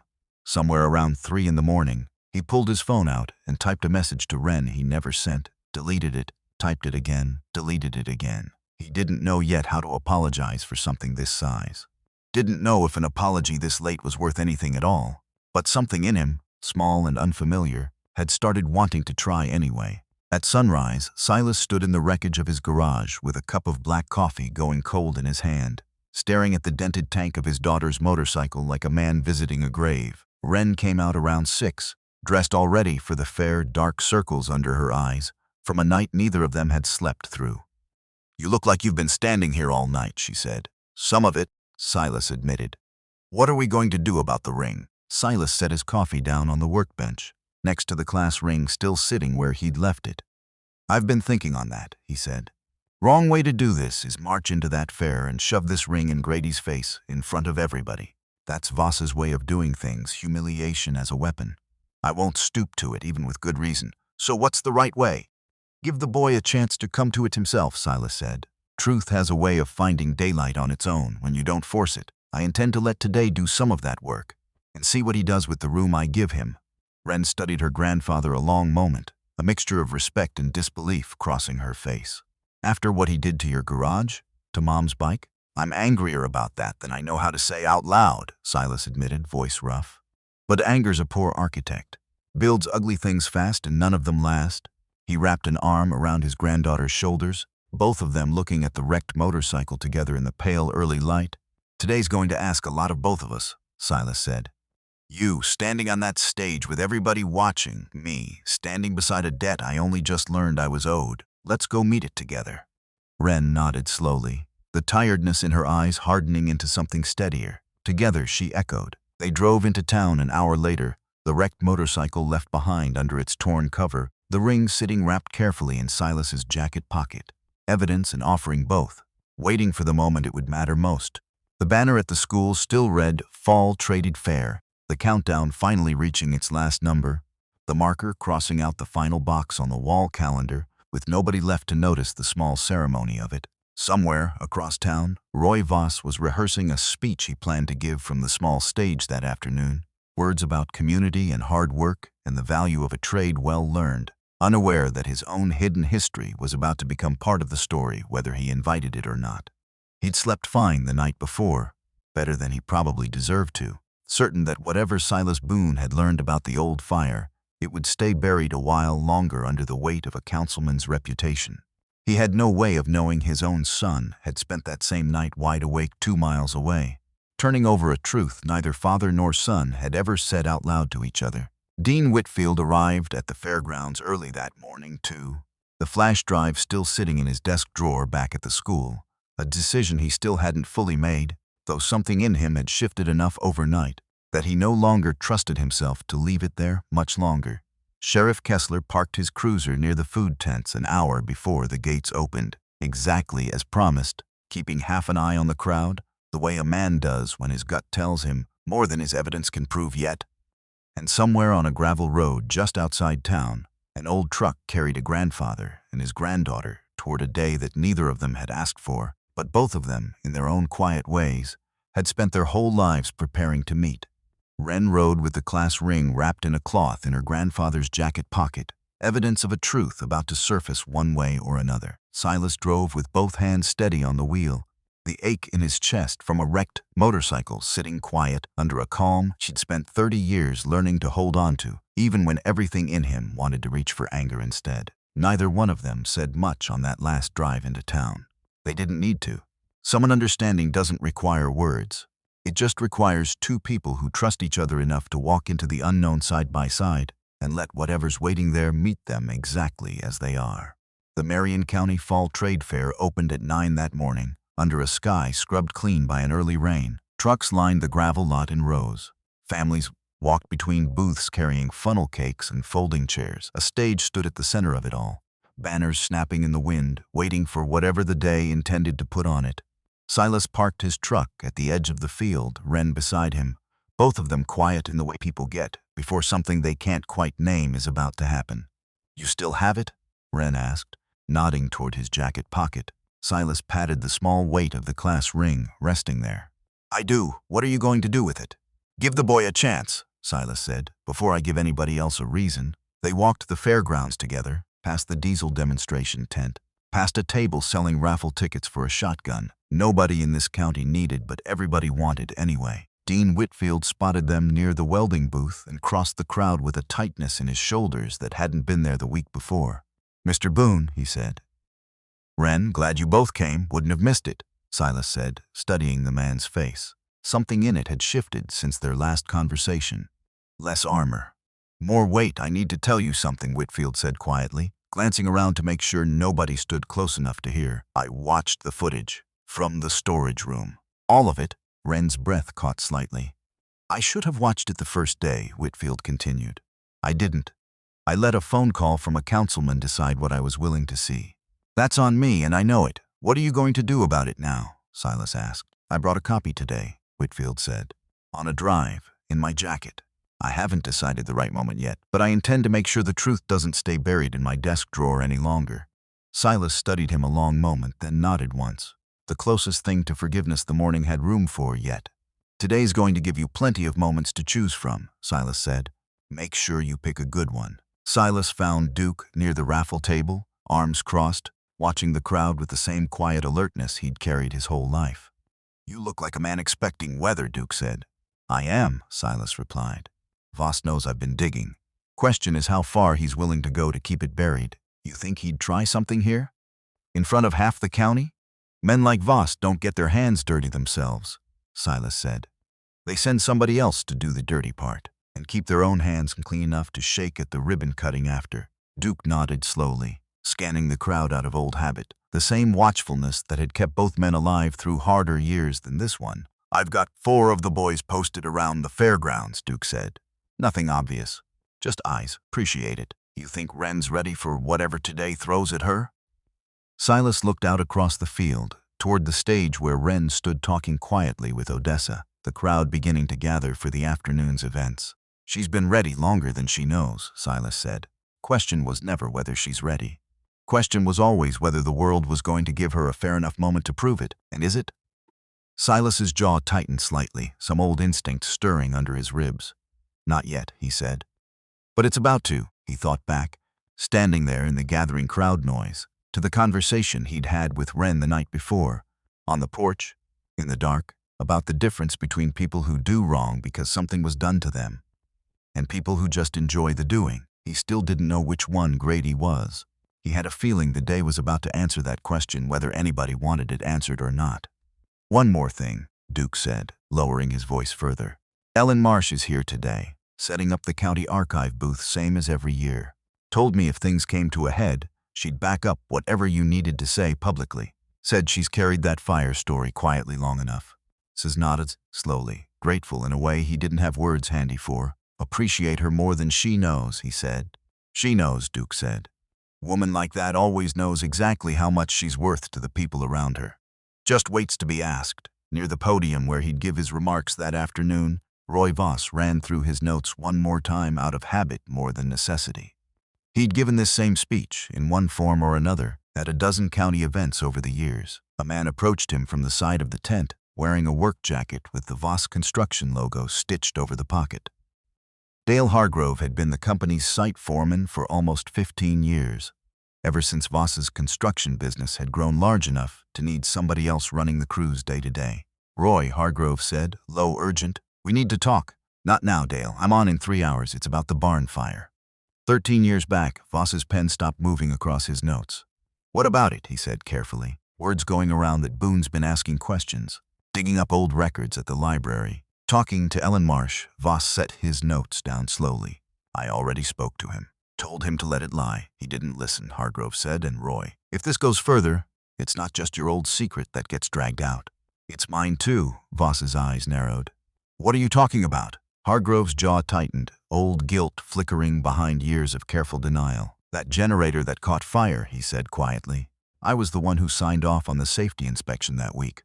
I knew the wiring was bad. I told myself it'd hold till after the fair. It didn't. You nearly died because I cut a corner to save the company 2 days of downtime." Voss stared at him, something cold moving through his chest. "You're telling me now," he said slowly. "After 13 years, I'm telling you because if Boone finds the old inspection paperwork, it won't just be an old story about a fire anymore," Hargrove said. "It'll be a story about criminal negligence. About a company that spent 13 years building your political career on top of a lie." Voss looked out at the fairgrounds, the families, the banners, the life he'd built so carefully on top of a debt he'd never once acknowledged out loud. Quietly, "I don't care how. I have an election in 14 months, Dale. I will not let an old fire and an old inspection form take that away from me." Hargrove nodded once and walked off into the crowd, already turning over what handling it quietly might actually require of him before the day was through. Neither man noticed Grady standing 20 feet away, half hidden behind a vendor tent, having heard every word. Grady stood frozen behind the tent for a long moment after his father and Hargrove walked away in separate directions. He'd come looking for his father to ask about the demonstration slot, a small, ordinary errand, and instead had overheard something that rearranged everything he thought he understood about his own family. His father hadn't almost died in some noble accident, a story Grady had heard exactly once as a child and never again. His father had almost died because somebody cut a corner to save money, and had spent 13 years since building a life on top of silence about it. And now his father's answer to a threatened truth was the same answer it had always been to everything: handle it quietly. "I don't care how." Grady thought about the class ring sitting somewhere in Silas Boone's jacket pocket. Evidence of his own worst night, evidence of a truth he still hadn't found the courage to face directly. He thought about Wren, and the storage room, and the rag, and the ugly satisfaction he'd felt watching her apologize, a satisfaction that had curdled into something like shame every day since. He thought about that phrase his father used constantly, without ever seeming to hear how hollow it sounded: handle it. His whole life, Grady realized, standing there behind that tent, had been built on the same principle. Never face the actual problem, just make sure it disappears from view.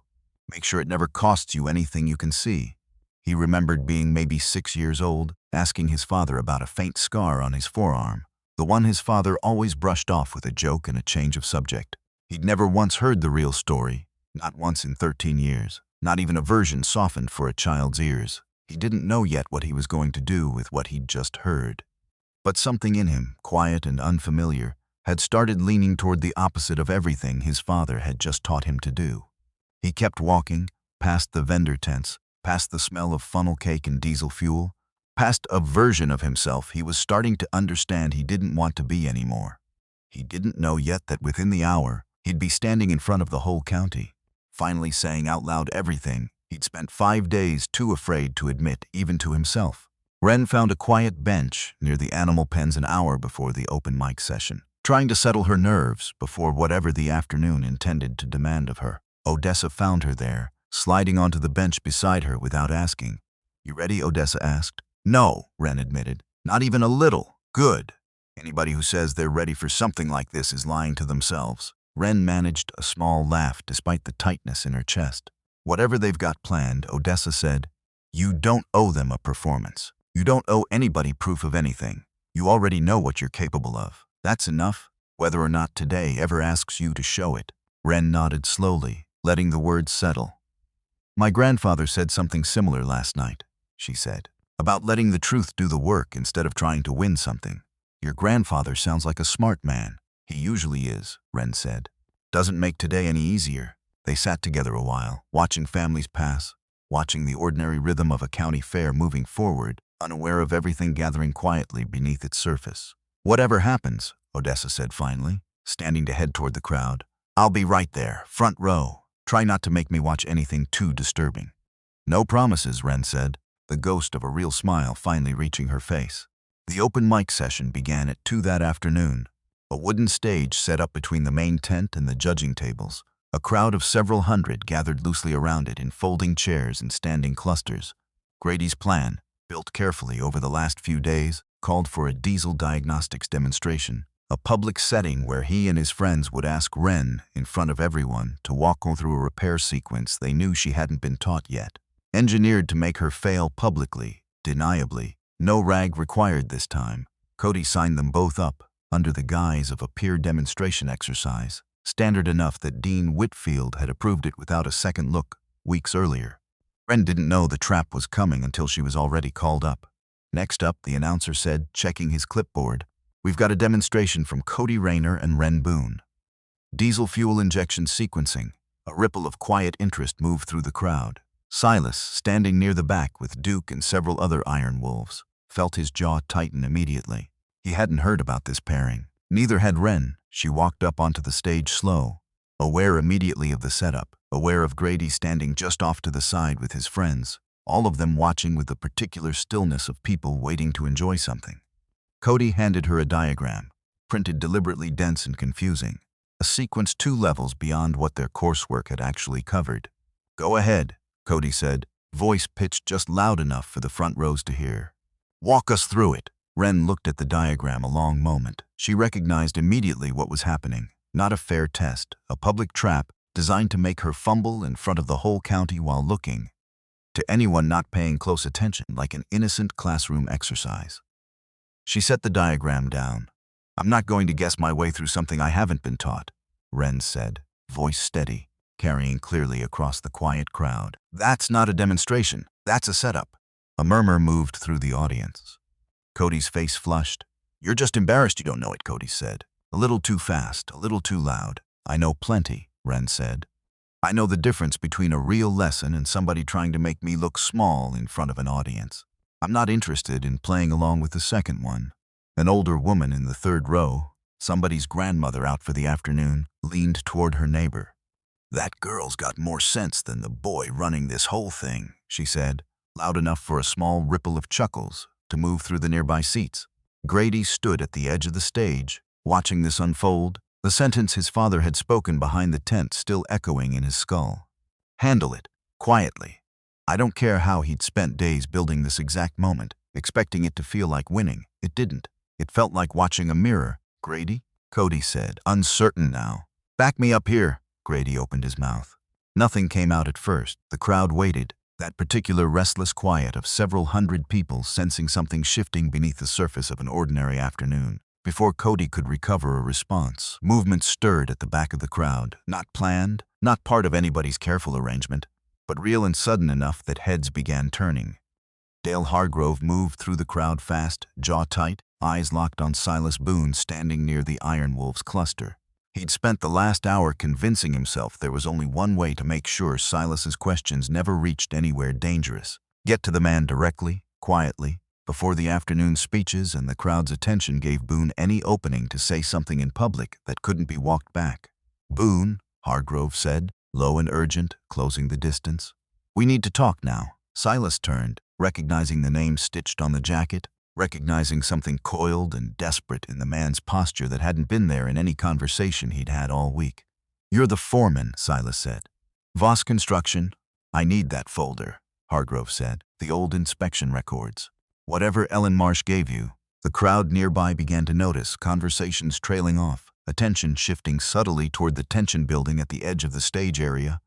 "That folder's not yours to ask for," Silas said, voice even, though his whole body had gone still and alert in a way 30 years of training never fully switched off. "You don't understand what's at stake," Hargrove said, voice rising now, the careful composure cracking fast. "That inspection was mine. I signed off on a job I knew wasn't safe. If that comes out, it's not just Voss's career, it's mine. My family's whole life." "Then you should have thought about that 13 years ago," Silas said. before you let a good man nearly burn alive to save your company 2 days of downtime. Something in Hargrove's face broke loose entirely at that sentence. 13 years of buried guilt curdling fast into something reckless and desperate. He grabbed for the jacket pocket where he'd guessed correctly that Silas might be carrying something related to the folder, not the ring, not evidence, just an old man's papers he imagined might still be on him. Silas moved a step back, 64 years old, still fast enough to avoid the worst of it. But Hargrove's shove caught him off balance, sending him stumbling hard against the edge of the stage steps. The crowd gasped, a ripple of shock finally breaking the last of the calm afternoon atmosphere. And that was the moment everything the last 3 years of quiet 5:30 mornings had built inside Wren Boone finally had somewhere real to go. Wren moved before she'd finished deciding to. She came off the stage fast, closing the distance in under 2 seconds, placing herself directly between Hargrove and her grandfather, with the same economy of motion Silas had drilled into her 1,000 mornings in a row.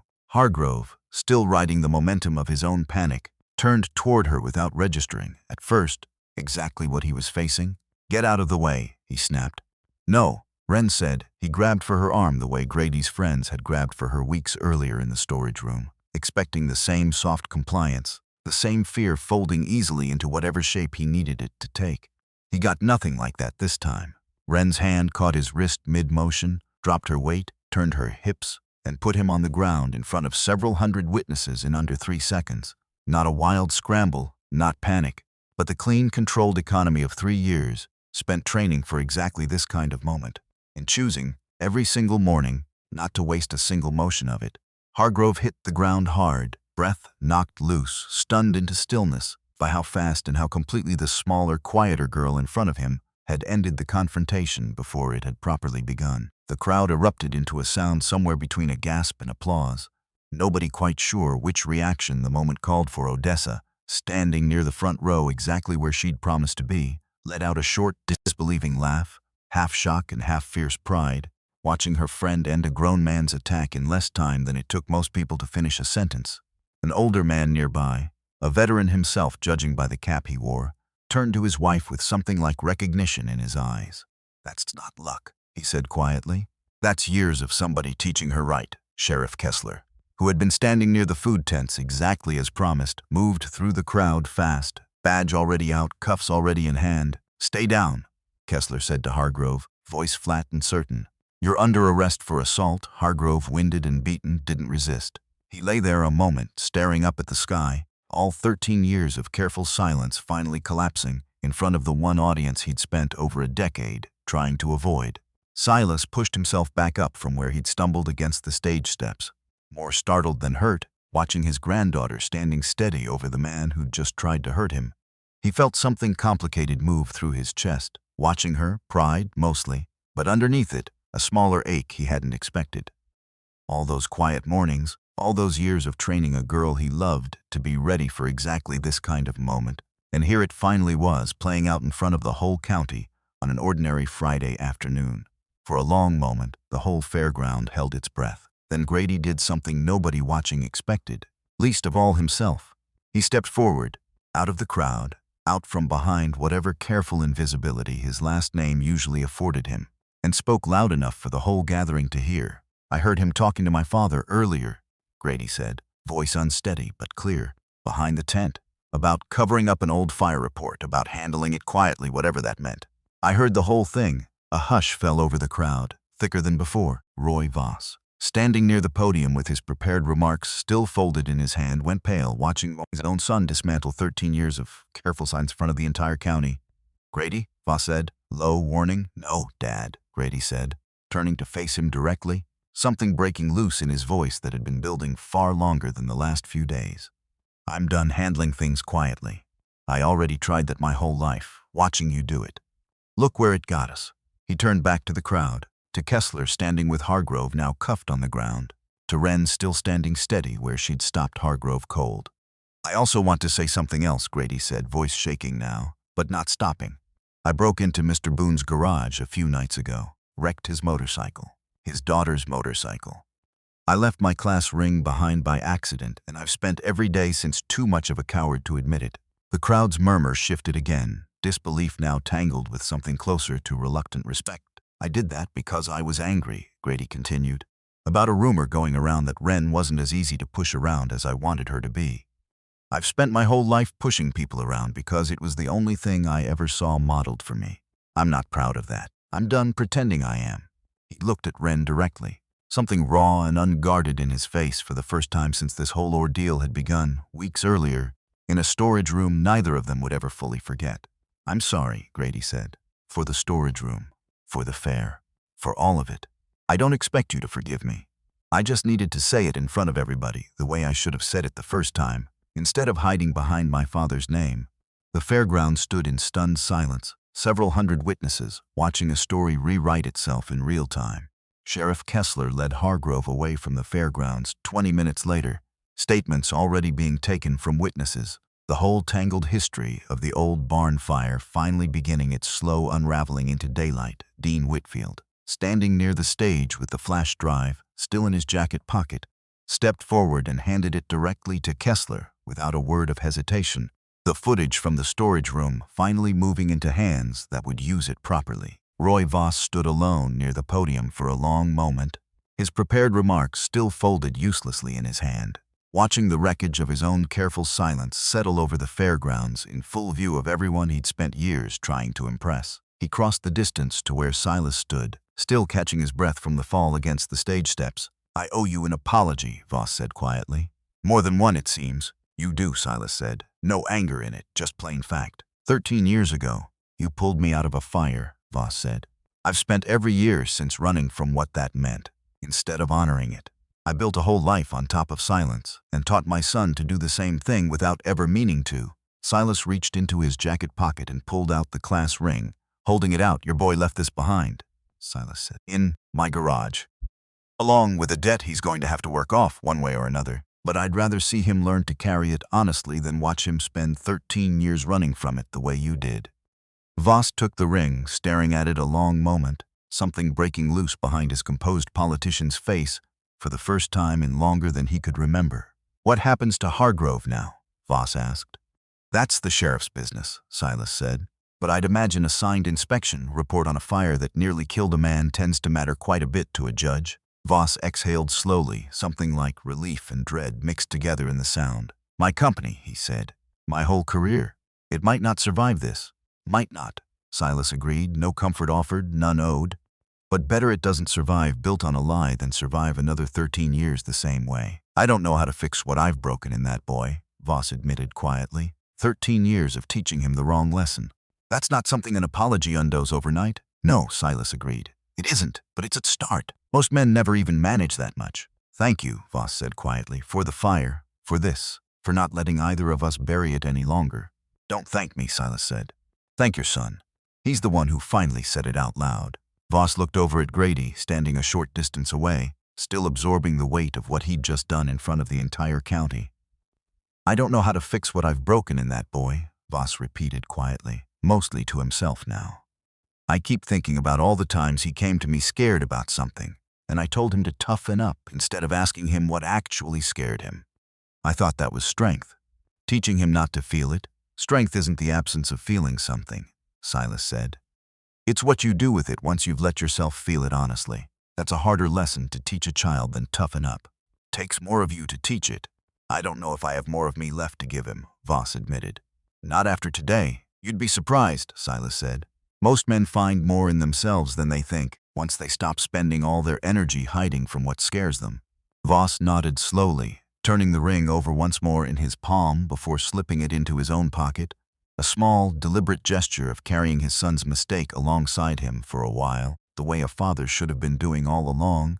I'm going to withdraw from the council race, Voss said suddenly, like the decision had only just finished forming as he said it out loud.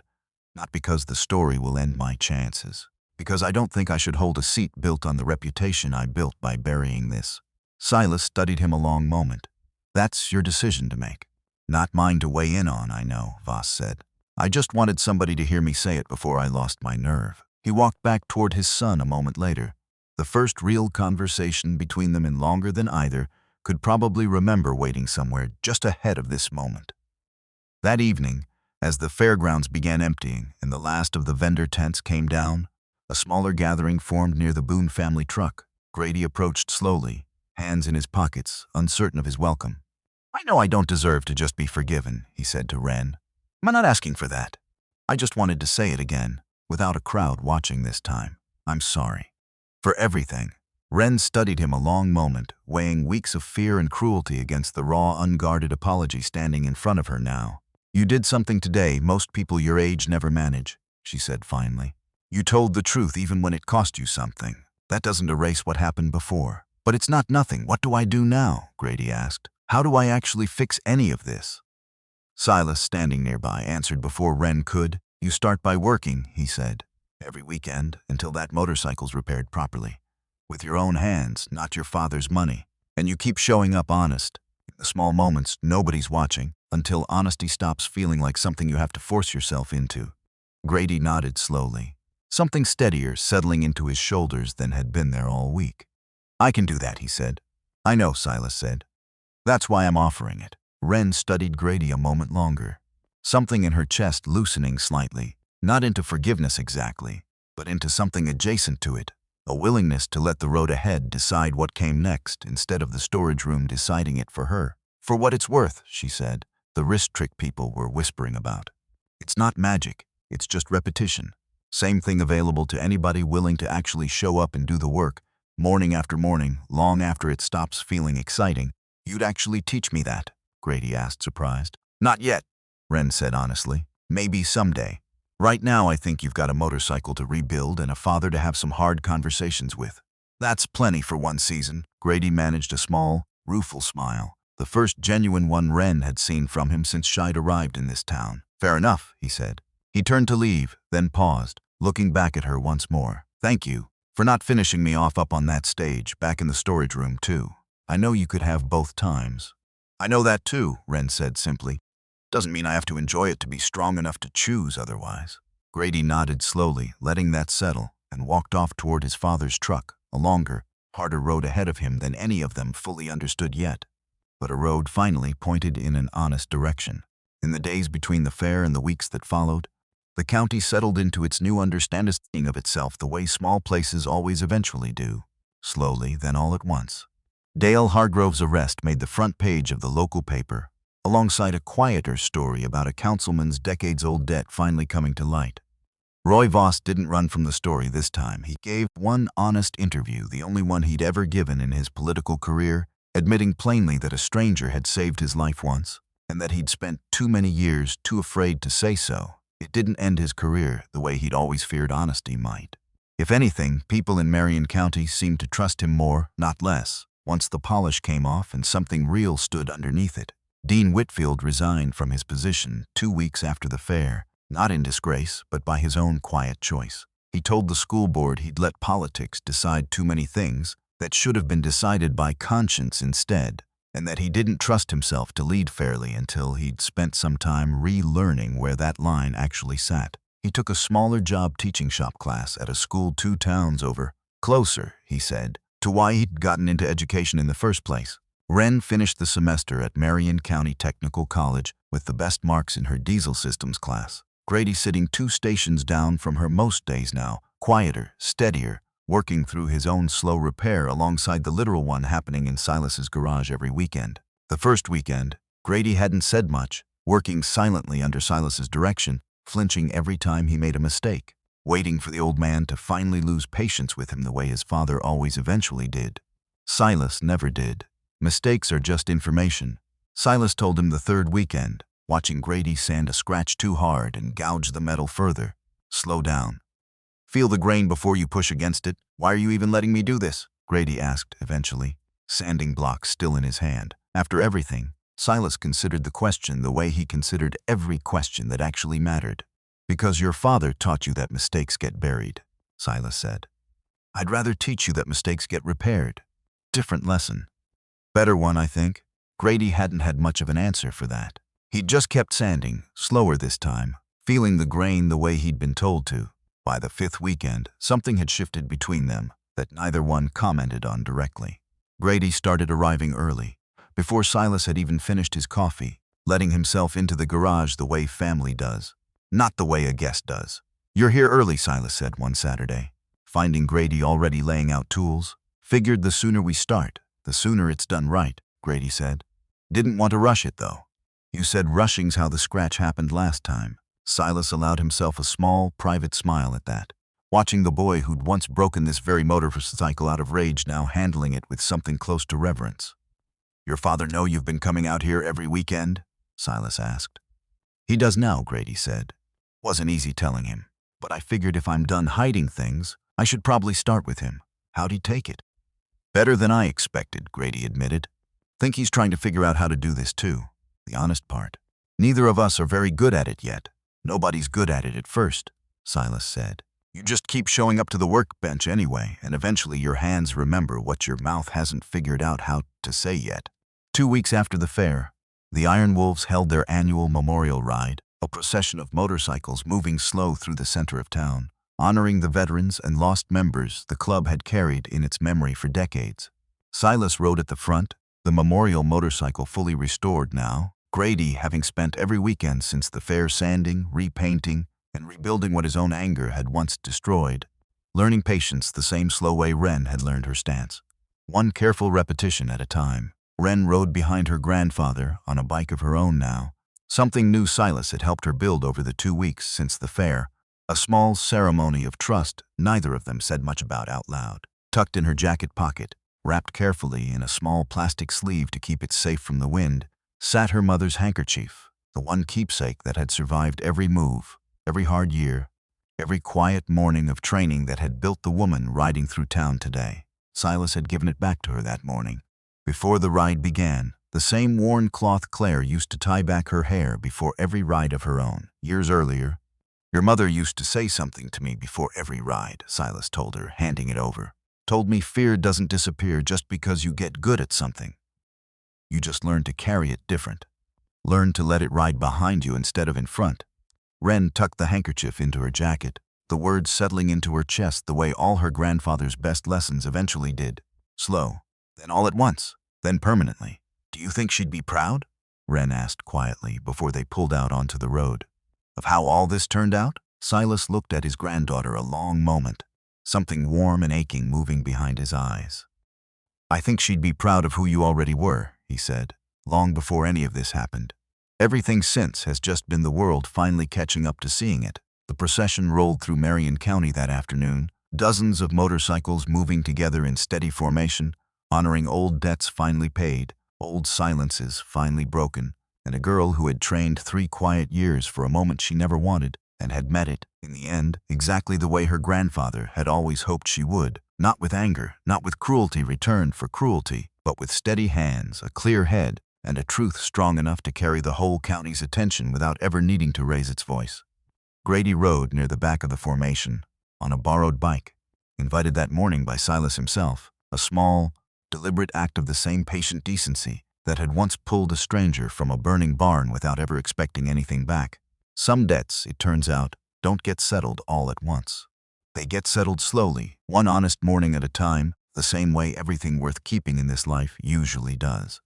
That evening, after the procession had wound its way back through town, and the bikes had all found their way home, Silas settled into the old chair on his porch, a fresh cup of coffee cooling in his hand the way it always did when his mind was too full to remember to drink it. Out past the yard, in the last gold light of the day, Wren ran through her stances on the same mat that had rolled out onto that garage floor every morning for 3 years running. She wasn't alone this time. Duke stood nearby, calling out corrections the way Silas used to, and a couple of the younger Iron Wolves leaned against the garage door frame, watching a girl who used to be nobody's business become the whole county's quiet legend. Silas watched her from the porch, the way he'd watched her 1,000 mornings before, and felt something settle in his chest that 13 years of silence, weeks of danger, and one loud, unforgettable Friday afternoon had never quite managed to shake loose pride. Plain and simple, the kind a man only gets to feel once or twice in a lifetime, if he's lucky, and spends the rest of his years grateful for. He raised his coffee cup toward the garage, a small private toast nobody out there noticed him make. There she goes, he said quietly, to no one but himself in the fading light. The sleeping wolf had woken up fully now, not into something fierce and unforgiving, into something steadier than that, into exactly what her grandfather had spent 3 years quietly, patiently, lovingly building her to become. And somewhere further down that same road, a councilman's son rode a little steadier too, learning, one repaired motorcycle at a time, that the strongest thing a man can inherit from his family isn't a name or money or comfort. It's the courage to finally stop hiding from the truth of himself and start building something honest in its place. That, in the end, was the real lesson the whole county carried home from that fair. Not the story of a girl who turned out to be a fighter, though that part traveled fast and far, the way good stories always do. The deeper lesson, the one that actually mattered, was quieter than that. Strength isn't about what you're capable of doing to somebody else. It's about what you're willing to protect and how patiently you're willing to build the character required to protect it well. Silas Boone had spent a lifetime learning that lesson the hard way. He'd spent the last 3 years passing it on, one quiet morning at a time, to a granddaughter who carried it forward into daylight better than he ever could have hoped.